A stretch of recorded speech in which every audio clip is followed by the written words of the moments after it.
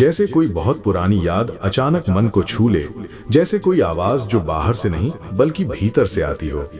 कई लोग कहते हैं कि जब मन बहुत उलझा हुआ हो, जब विचारों की भीड़ थमने का नाम न ले, तब केवल एक नाम का स्मरण भी भीतर एक हल्की सी शांति जगा देता है। लेकिन प्रश्न ये उठता है कि कृष्ण नाम की महिमा को कैसे समझा जाए, उसे जीवन में कैसे उतारा जाए और 7 सरल सूत्रों के माध्यम से उस भाव को कैसे अनुभव किया जाए जो केवल शब्द नहीं बल्कि एक आंतरिक अनुभव बन सके। जब मनुष्य जीवन की दौड़ में बहुत आगे निकल जाता है, तब कई बार वो स्वयं से ही दूर हो जाता है। बाहरी उपलब्धियां बढ़ती जाती हैं, लेकिन भीतर का संतुलन कहीं खो जाता है। ऐसे समय में नाम स्मरण केवल धार्मिक क्रिया नहीं रहता, बल्कि मन को वापस अपने केंद्र तक लाने का एक माध्यम बन जाता है। श्रीमद् भगवद गीता में भगवान श्री कृष्ण ने बार बार ये संकेत दिया कि मन यदि स्थिर हो जाए तो जीवन की दिशा स्पष्ट होने लगती है। इसका अर्थ ये नहीं कि समस्याएं समाप्त हो जाती हैं, बल्कि ये कि उन्हें देखने का नजरिया बदल जाता है। जब मन में स्थिरता आती है, तब निर्णय भी स्पष्ट होते हैं और भावनाएं भी संतुलित रहती हैं।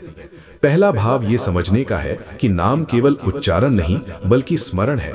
जब कोई व्यक्ति कृष्ण नाम लेता है तो वो केवल शब्द नहीं बोल रहा होता, बल्कि अपने भीतर एक भाव को जगा रहा होता है।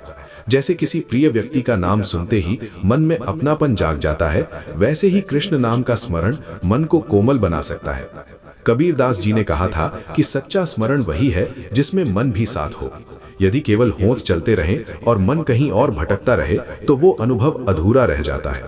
इसलिए पहला सूत्र ये है कि नाम लेते समय मन को धीरे धीरे उसी भाव में टिकाने का प्रयास किया जाए। दूसरा सूत्र ये संकेत देता है कि नाम स्मरण का संबंध केवल समय से नहीं बल्कि भावना से होता है। कई लोग सोचते हैं कि केवल विशेष समय पर ही स्मरण करना चाहिए, लेकिन वास्तव में हर शांत क्षण इस अभ्यास के लिए उपयुक्त हो सकता है। जब व्यक्ति थोड़ी देर के लिए अपने विचारों को धीमा करता है, तब उसे अपने भीतर की हलचल स्पष्ट दिखाई देती है। यही हलचल धीरे धीरे शांत होने लगती है। उपनिषदों में ये कहा गया है कि जब मन शांत होता है, तब आत्मा का अनुभव अधिक स्पष्ट होता है।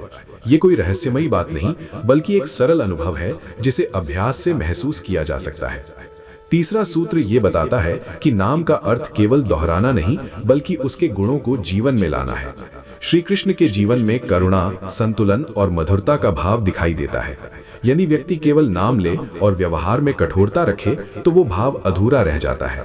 सूरदास जी ने अपने पदों में बार बार ये संकेत दिया कि सच्चा स्मरण वही है जो व्यवहार में दिखाई दे। यदि मन में धैर्य बढ़े, यदि क्रोध थोड़ा कम हो, यदि दूसरों के प्रति समझ बढ़े, तो ये संकेत है कि नाम का प्रभाव धीरे धीरे जीवन में उतर रहा है।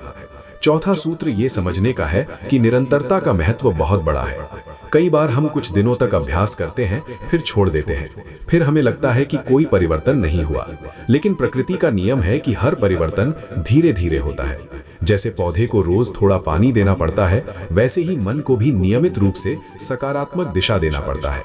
रामचरितमानस में भी ये भाव मिलता है कि निरंतर स्मरण से मन का विकार धीरे धीरे कम होता है। इसका अर्थ ये नहीं कि व्यक्ति तुरंत बदल जाता है, बल्कि ये कि उसका दृष्टिकोण धीरे धीरे परिपक्व होने लगता है।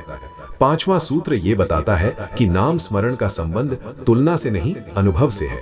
यदि हम ये सोचने लगें कि दूसरे व्यक्ति को क्या अनुभव हो रहा है और हमें क्या अनुभव होना चाहिए, तो हम स्वयं के अनुभव से दूर हो जाते हैं। हर व्यक्ति की यात्रा अलग होती है।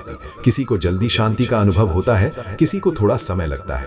महत्वपूर्ण यह है कि व्यक्ति स्वयं के अनुभव पर ध्यान दे। कबीर दास जी ने कहा था कि सच्ची समझ भीतर से आती है, बाहर से नहीं। जब व्यक्ति अपने अनुभव को स्वीकार करता है, तब उसका मन अधिक स्थिर होता है। छठा सूत्र ये संकेत देता है कि नाम स्मरण केवल अकेले बैठकर करने तक सीमित नहीं है, बल्कि इसे जीवन के व्यवहार में भी उतारा जा सकता है।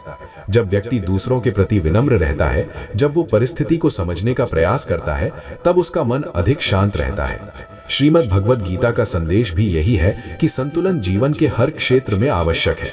यदि मन में संतुलन हो तो कठिन परिस्थिति भी उतनी भारी नहीं लगती। ये संतुलन धीरे धीरे अभ्यास से आता है। सातवां सूत्र ये समझने का है कि नाम स्मरण का उद्देश्य केवल कुछ प्राप्त करना नहीं, बल्कि स्वयं को समझना है। जब व्यक्ति अपने भीतर झांकता है, तब उसे कई ऐसी बातें दिखाई देती हैं जो पहले दिखाई नहीं देती थी। यही जागरूकता धीरे धीरे जीवन को सरल बनाती है। श्री राम ज्ञान मंत्र जैसे विचारों का उद्देश्य भी यही है कि व्यक्ति केवल सुनकर आगे न बढ़ जाए, बल्कि उन बातों को अपने जीवन से जोड़कर देखे। जब हम किसी विचार को अपने अनुभव से जोड़ते हैं, तब वो केवल ज्ञान नहीं रहता, बल्कि समझ बन जाता है। कई लोग ये प्रश्न करते हैं कि क्या केवल नाम लेने से जीवन बदल सकता है? इसका उत्तर ये है कि परिवर्तन नाम से नहीं, बल्कि उस नाम से जुड़े भाव से आता है। यदि भाव सच्चा हो तो धीरे धीरे सोच बदलने लगती है।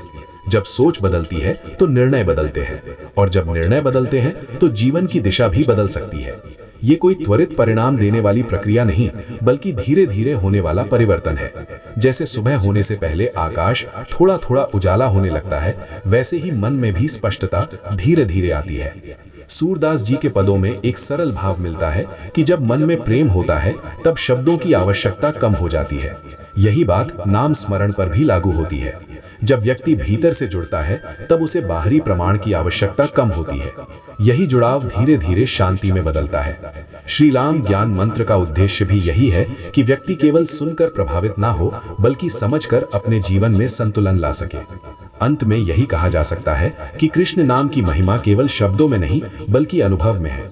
जब व्यक्ति धैर्य और सरलता के साथ इस अभ्यास को अपनाता है, तो धीरे धीरे उसके भीतर एक स्थिरता का भाव आने लगता है। यदि ये विचार आपके मन को छूते हैं, तो इन्हें अपने जीवन से जोड़कर देखने का प्रयास करें। यदि आपको ये चिंतन उपयोगी लगा, तो श्री राम ज्ञान मंत्र से जुड़े रहें। वीडियो को लाइक करें, अपने विचार कमेंट में लिखें, इसे शेयर करें और बेल आइकन अवश्य दबाएं, ताकि ऐसे ही जीवन से जुड़े विचार और अनुभव आपको आगे भी मिलते रहें।